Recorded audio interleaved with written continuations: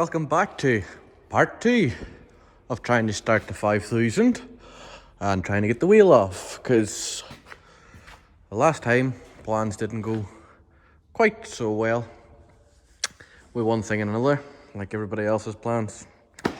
We've all great ideas, but whether they come to light or not is a different story. So what we're going to do today is finally get the battery off the 5000, get the 270 started, and get the wheel off the 5000, so we can take that and get it repaired.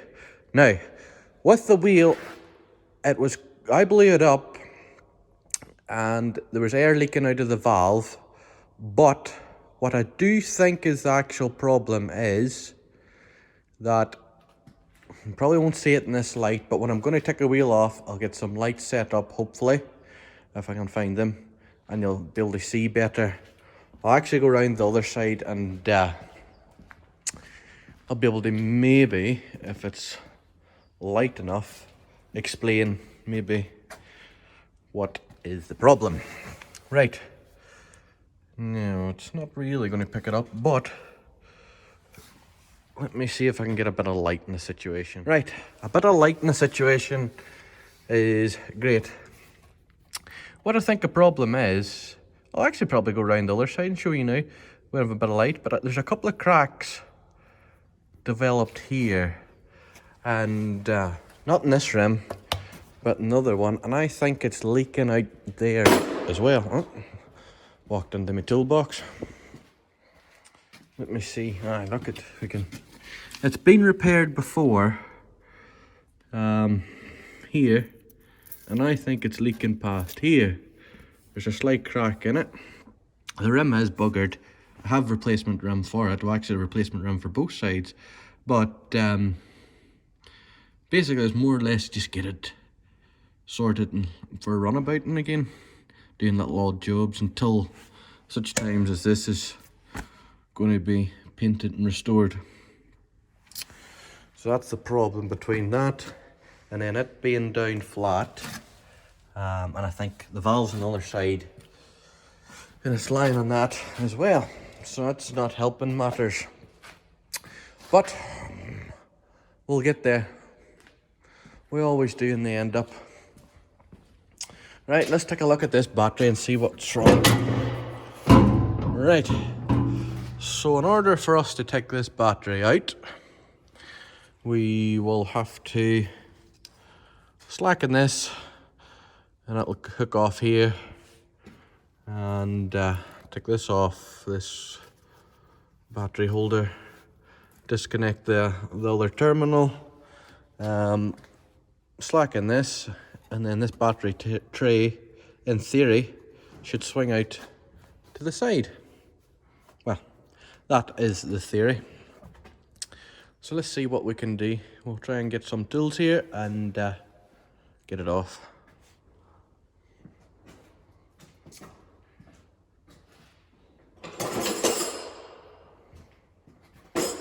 Is any use?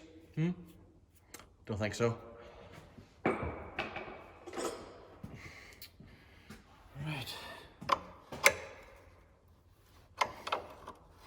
It's actually coming off easier than I thought it was going to do. I could be doing this wrong. Ford men will tell me better. Hopefully. Does this have to come the whole way up, out to unhook or what? Or just not sure. Nope. We'll get it maybe another couple of turns and we'll get it actually.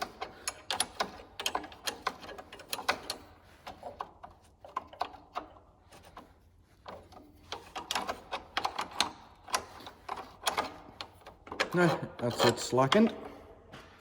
This out of the way. And slacken this. Everything's actually coming off easier than I thought it would come off. Now, I need something to pry that up.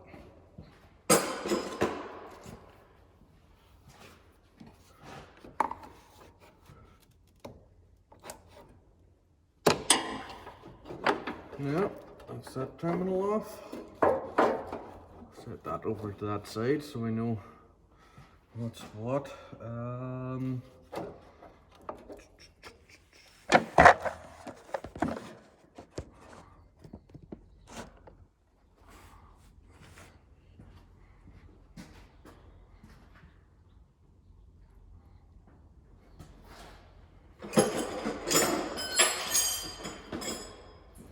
If anybody wants to know, the camera fell.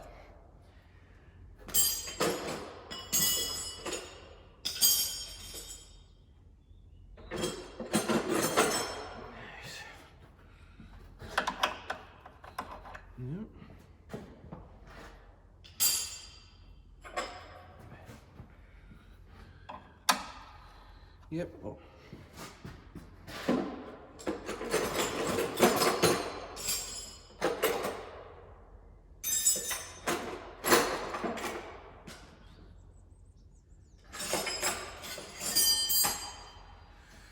Yeah, because I haven't got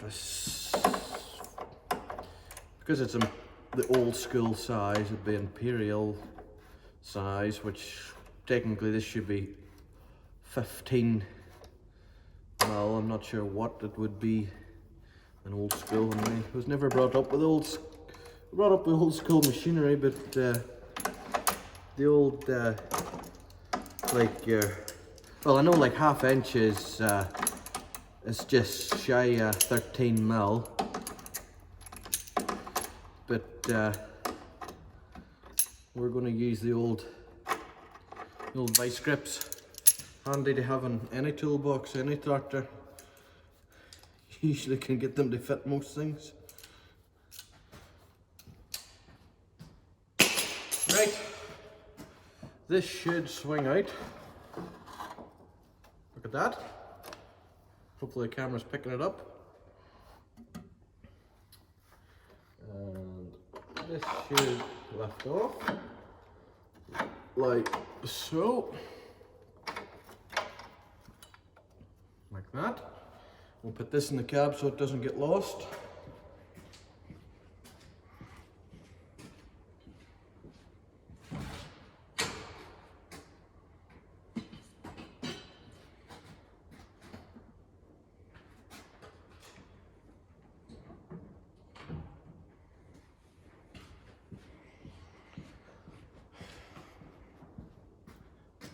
It's actually a good idea, you know. I like say your Leyland and your Massey and stuff, like I'm nearly sure the 100 series was the battery was below the dash. I know on the 135 it's up here, but the other 100 series and stuff, I'm nearly sure it's like down below the dash.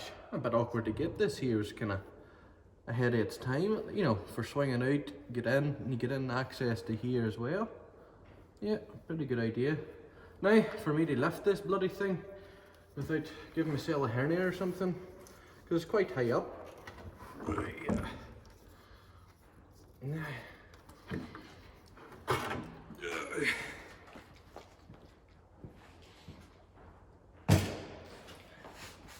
Right, so that's the battery off. Battery tray's in pretty good nick, a bit dirty. Maybe give it a wee clean. Yeah, could do a wee clean. Could do a wee bit of a rebuild here. Actually, it's starting to rust out a wee bit. But no, that's the battery off. Quite keen with it. So, what we'll do now is we shall put that back. Okay, right, we have got the battery in the garage. So, we'll have a look at this and see what the problem is. Well, we know what the problem is. It has got no get up and go in it. It's flat. And drinking my coffee out of my Lord Muck cup.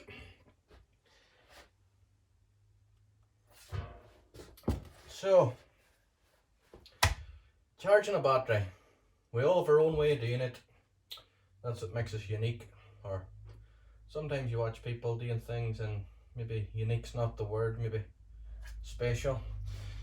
Right, I was always taught, go to charge a battery, or if battery's flat, first of all check the cells, see if the water's covering the cells, the lead cells inside the battery. Once that's covered, or that's okay, and you just think the battery's flat a bit, put the charger on, slacken these so the battery can breathe, and leave it on to charge. So what we're going to do is we're going to slacken these. Well, I was going to slacken these.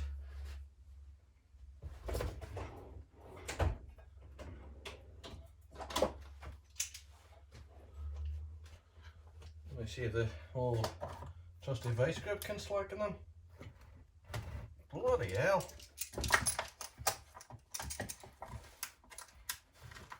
Alright, we're winning now.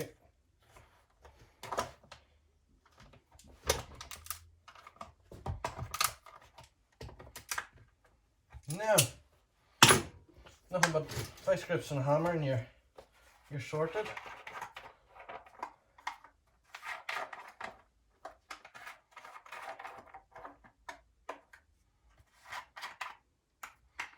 Right. So everything looks pretty good. I'll just let you see. Maybe you can't see. You can just about see that there's no cells showing, no lead. They're all covered, as you can see. Right. Well, if that's sorted, as in there's no low cells, we'll get the charger on and we'll get her charged up. Now,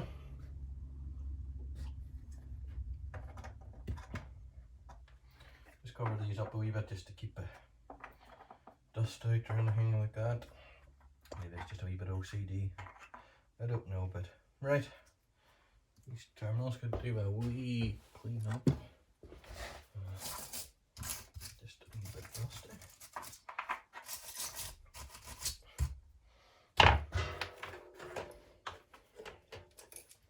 Should really maybe test it and see what it's doing.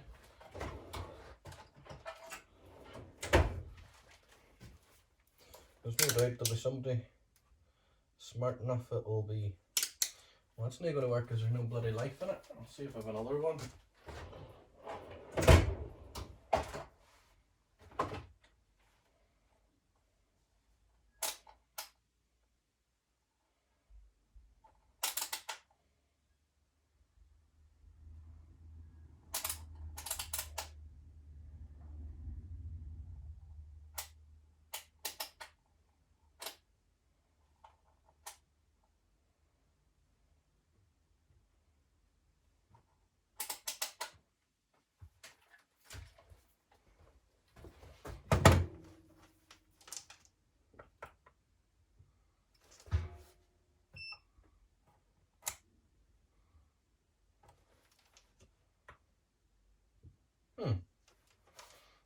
Okay, well, anyway. So it's sitting around 11 volts. It should give it a bit of a get up and go, but well, we'll get her charged up and see.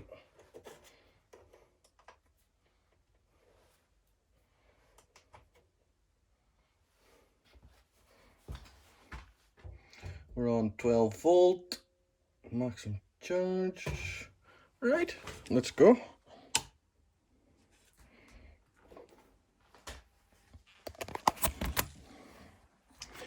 Right, that's charging up. We'll leave that to sit for a little while, and we'll come back to it and have a wee check up on it and see where we're at. Say, I've been to the Lord Muck's shop and got myself a cup and one of his racy t-shirts and a few stickers. The Fudweasel, the Lord Muck sticker, they're on that. They're on the toolbox. Actually, some of his older stuff. I've got his postcard, Lord Muck postcard. and a few of his old stickers. Right, we'll come back to this and we'll see if it's charged up. This might end up being a bloody video just in charging a battery. We'll see how it turns out. Alright, we have had this on charging for a few hours. Hopefully it should have done the job.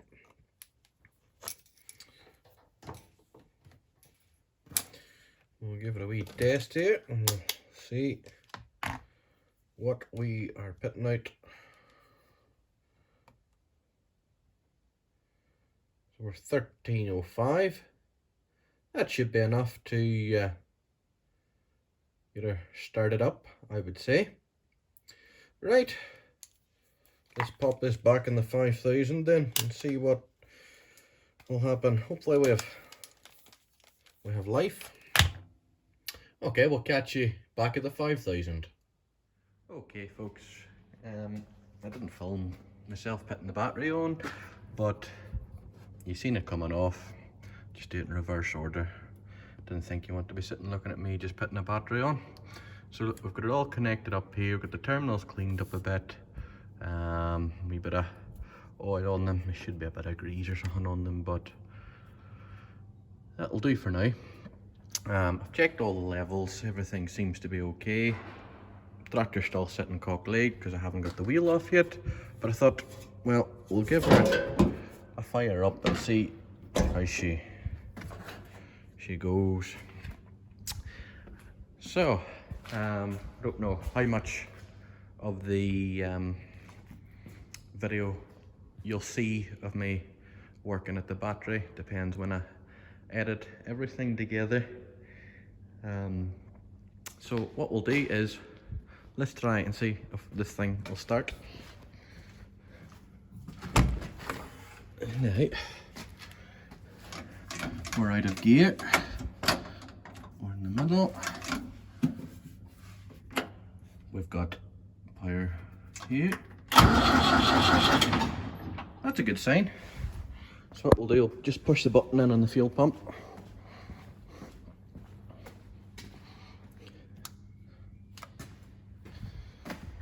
And we will give it a little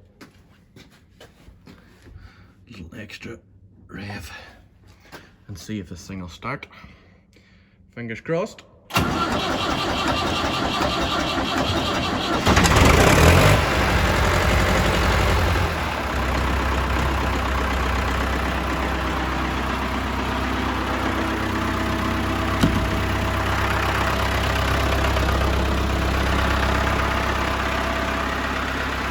There we have it. It is started. I'll leave it to run a wee minute there now. Charge everything up. It's a good sign. Leave it to run, and then what we'll do, we'll jack this tractor up, get this wheel off, and see what we can do with that. We'll take it maybe this week and get it sorted. Right, a little bit further forward. Not as forward as I thought we would be today. As you can see, the bloody wheel is still on the tractor. Why is it still on the tractor, you're asking? Well, with her jacked up, with the wheel nuts all slackened, the wheel is ready to come off, but it's bloody rusted to the half axle. What do you mean by that? Right, let me show you if you don't know. Some of the wheel nuts are still on, but what has happened is they're all slack, and look, I can get my finger in behind them. But what has happened is, just years and years and years, what has happened is it's rusted onto the half axle. Either rusted around here or rusted into the back yet. It's stuck solid. I've pushed, I've pulled, I've done everything I can. What it is needing is a right good shock. So basically a good sledgehammer, give it a good hit, and it should pop off the half axle and break that rust up. So obviously when my tractor's being away from home and not having all my tools with me, I don't have a sledge to give it a good chop to release it. Yes, so that wheel is staying on for now till I get the sledgehammer around. So what I'll do, I'll make a part 3 of this video, and we'll probably get this wheel off some way or another. I know it's going on and on and on, but hopefully you enjoyed the video. Give it a thumbs up if you have, give it a thumbs down if you haven't. I've looked, again, I keep saying this, a lot of my viewers are watching the video. One, they're not watching the video right through. That's up to yourselves. You probably find it boring, you'll click on to something else. Two, which is annoying, is you aren't subscribing. If you do like the videos, I am getting the likes, but you aren't subscribing. Can you please hit that little bell button for me? It helps the channel. Obviously, YouTube pay me for advertising rights. Whenever I have a video up, you see the advertisement, I get money. Money comes into me. What am I going to do with it? I want to invest it back into these. So the more views I get, the more money I get. The more money I get, the more I can spend on these tractors here. And basically, the more money I get to spend on them, the more videos and the more you'll see. And it's like a big circle, and it all helps. We've all our own other financial commitments, and these are not top priority, but it would be nice to see a bit of work done on them too. Right, I've rambled on long enough, so we'll leave it at that. And I promise, part 3 of this video, that wheel is coming off. So I'll sign out now, and I'll catch you in the next video. Again, don't forget, like and subscribe. Bye for now, and we'll catch you in the next one.